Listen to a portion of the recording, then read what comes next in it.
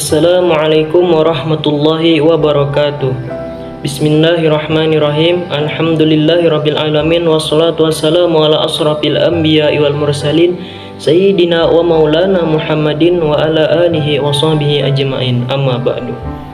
Yang kami hormati dan yang kami muliakan Ibu dosen pengampu kami, yaitu Ibu Siti Rahmasari MPD, serta teman-teman sekalian yang kami banggakan. Kami dari kelompok 7 beranggotakan 5 orang, yaitu saya sendiri Fajar Firdaus, yang kedua Anissa Handayani, yang ketiga Purnama, yang keempat Syarifah Maimunah Assegaf, dan yang kelima Wafida Nur Ajijah. Baik, pada kesempatan kali ini kami akan mempresentasikan makalah kami dengan judul Manusia dan Keadilan. Latar belakangnya yaitu setiap manusia dalam melakukan aktivitasnya pasti pernah menemukan perlakuan yang tidak adil, atau bahkan sebaliknya, melakukan hal yang tidak adil, di mana pada setiap diri manusia pasti terdapat dorongan atau keinginan untuk berbuat kebaikan atau kejujuran. Keadilan itu sendiri memiliki sifat yang berseberangan dengan dusta atau kecurangan, di mana kecurangan sangat identik dengan perbuatan yang tidak baik dan tidak jujur. Atau dengan kata lain, apa yang dikatakan tidak sama dengan apa yang dilakukan. Negara ini membutuhkan keadilan untuk bisa menata kembali kehidupan bernegaranya. Pengertian keadilan. Keadilan secara umum adalah pengakuan dan perlakuan yang seimbang antara hak dan kewajiban. Keadilan menurut beberapa ahli yaitu sebagai berikut. Yang pertama, Aristoteles adalah kelayakan dalam tindakan manusia.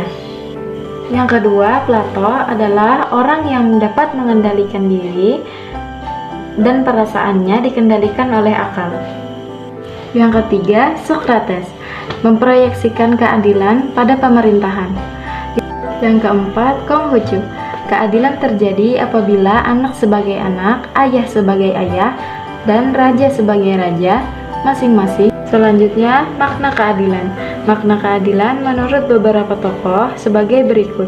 Menurut W.J.S. Pordaminto, keadilan berarti tidak berat sebelah, sepatutnya tidak sewenang-wenang. Jadi, di dalam pengertian adil, termasuk di dalamnya tidak terdapat kesewenang-wenangan. Orang yang bertindak sewenang-wenang berarti bertindak tidak adil. Yang kedua, menurut Franz Magnus Suseno, di dalam buku Etika Politik menyatakan bahwa keadilan sebagai suatu keadaan di mana orang yang dalam situasi tersebut diperlakukan secara sama. Selanjutnya, satu sila yang berhubungan dengan keadilan ialah sila kelima, keadilan sosial bagi seluruh rakyat Indonesia. D. Keadilan sosial. Pancasila yang kelima yang berbunyi keadilan sosial bagi seluruh rakyat Indonesia. Ini mengandung pengertian yang berarti tidak ada kemiskinan di negara Indonesia. Bung Hatta dalam uraiannya mengenai sila kelima Pancasila menulis bahwa keadilan sosial adalah langkah yang menentukan untuk melaksanakan Indonesia yang adil dan makmur. Macam-macam keadilan. Pertama, keadilan legal atau keadilan moral. Kedua, keadilan distributif. Ketiga, keadilan komunitatif. Kejujuran atau jujur artinya apa yang dikatakan oleh seseorang sesuai dengan hati nuraninya, dan apa yang dikatakannya sesuai dengan kenyataan yang ada. Kejujuran juga berarti hati seseorang yang bersih dari perbuatan yang dilarang oleh agama.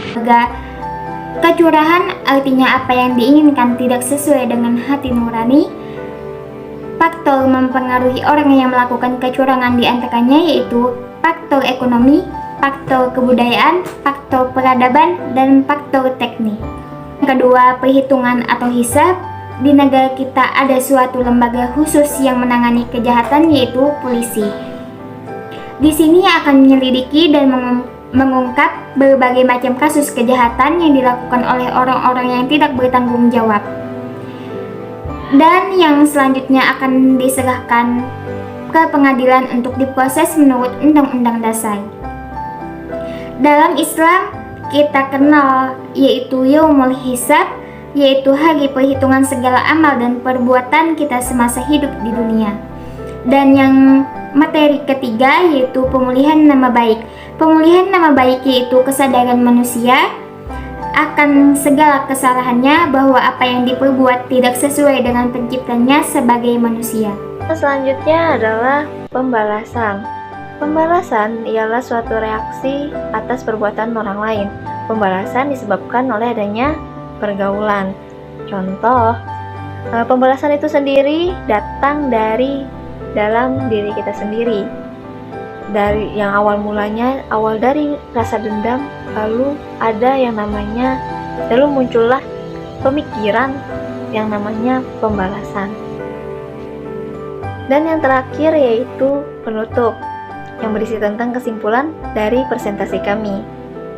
Jadi kesimpulannya, keadilan merupakan suatu pengakuan dan perbuatan yang seimbang antara hak dan kewajibannya, tidak memihak sebelah ataupun juga tidak sewenang-wenangnya. Kejujuran, ada yang namanya kejujuran. Berarti apa yang dikatakan seseorang itu sesuai dengan isi hati nuraninya, yang tentunya sesuai fakta dan juga kenyataannya. Dan kita sebagai manusia sangat penting untuk menumbuhkan sifat kejujuran, karena pada dasarnya sifat kejujuran itu penting untuk kehidupan kita dan juga masa depan kita. Dari kejujuran pasti ada juga yang namanya kecurangan. Kecurangan, apa yang dilakukan itu tidak sesuai dengan hati nuraninya itu sendiri. Terus juga dari kecurangan ada juga yang namanya pembalasan. Pembalasan yaitu suatu reaksi atas perbuatan orang lain, baik berupa perbuatan yang serupa ataupun tidak. Dan pembalasan itu sendiri yang pastinya bermula dari diri kita sendiri, yaitu dari suatu masalah, dari rasa kesal, amarah, dan lalu muncullah rasa dendam, dan setelah itu lalu muncullah adanya yang namanya pemikiran untuk pembalasan. Sehingga keadilan dan tidak keadilan tidak dapat dipisahkan dalam kehidupan manusia.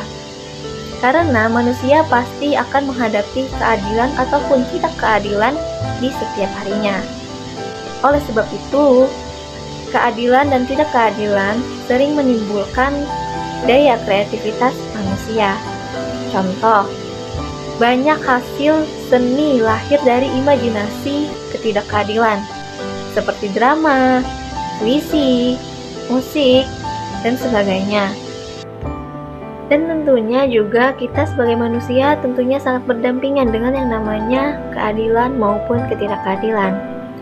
Jika kita, perlu kita ketahui, jika kita mengalami yang namanya ketidakkeadilan, maka sangat wajib atau pentinglah bagi kita membela diri kita sendiri. Karena kita sebagai manusia memiliki hak dan wewenang untuk membela diri kita. Dan juga kita sebagai manusia harus memiliki sikap yang namanya keadilan, karena itu penting dan manfaatnya sangat besar bagi diri kita sendiri.